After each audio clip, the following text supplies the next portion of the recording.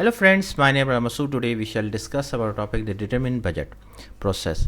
Friend, today's topic is very interesting, especially if you have interest in project management or you are planning to give exam or PMP in near future. So let's start. First of all, I would request to please subscribe to my YouTube channel and click on the bell option as well so that my new videos can reach to you, and also you can follow me on the Facebook page as well. Friend, determined budget is the process of aggregating the estimated cost of individual activities or work packages to establish an authorized cost baseline. The key benefit of this process is that it determines the cost baseline against which project performance can be monitored and controlled.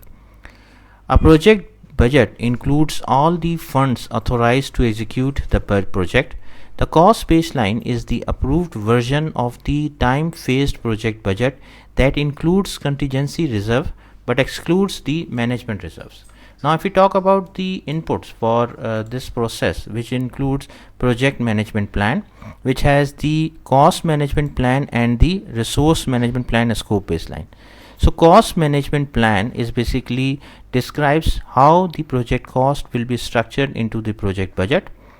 The resource management plan provides information on rates, personnel and other resources, estimation of travel costs and other foreseen costs that are necessary to estimate the overall project budget. And the scope baseline includes the project scope statement, WBS and WBX dictionary details.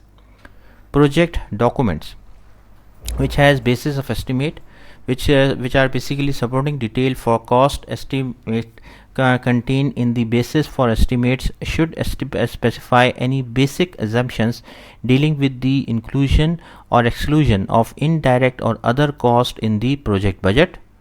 Cost estimates for each activity within a work package are aggregated to obtain a cost estimate for each work package. Project schedule includes planned start and finish date for the project activities, milestones, work package and control accounts. The risk register is basically should be reviewed to consider how to aggregate the risk response cost. Updates to the risk register are included with project document updates. Then the business documents. Business documents includes the business case. The business case identifies the critical success factor for the project, including financial success factor.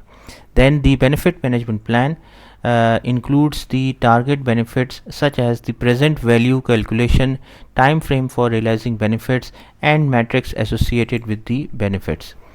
Then agreements. Applicable agreement information and cost relating to products, services or results that have been or will be purchased are included when determining the budget. Okay, and other inputs are like the enterprise environmental factor and organizational process assets. Now, if we talk about the tools include expert judgment. Expertise should be considered from individuals or groups with specialized knowledge or training in the areas like previous similar project, information industry, discipline and application area, financial principles and funding requirements and sources.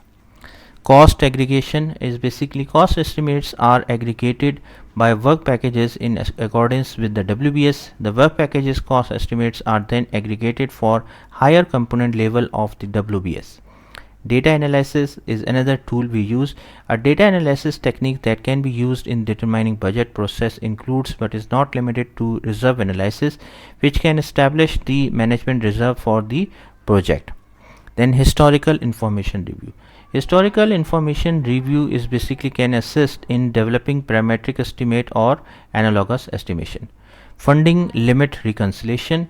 The expenditure of funds should be reconciled with any funding limits or on the commitment of funds for the project. A variance between the funding limits and the planned expenditure will sometimes necessitate the rescheduling of work to level out the rate of expenditures. Then financing. Financing is basically entails acquiring funding for projects. It is common for long-term infrastructure, industrial and public services projects to seek external sources of funds. Then we talk about the output of this process.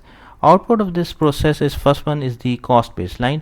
The cost baseline is the approved version of time phased project budget, excluding any management reserves, which can only be changed through formal change control procedures. It is used as a basis for comparison to actual results. The cost baseline is developed as a summation of the approved budgets for the different schedule activities. Project funding requirements. Total funding requirements and periodic funding requirements, for example quarterly, annually, are derived from the cost baseline. The cost baseline will include projected expenditures plus anticipated liabilities. Project documents update is the last output of this process, which includes the cost estimates. Cost estimates are updated to record any additional information. Project schedule. Estimated cost for each activity may be recorded as part of the project schedule. And the last one is the risk register. New risks identified during this process are recorded in the risk register managed using the risk management. So friend, thanks a lot for watching the video. I hope you like this video. If you like it, please share it with your friends and colleagues, and thanks a lot for watching the video.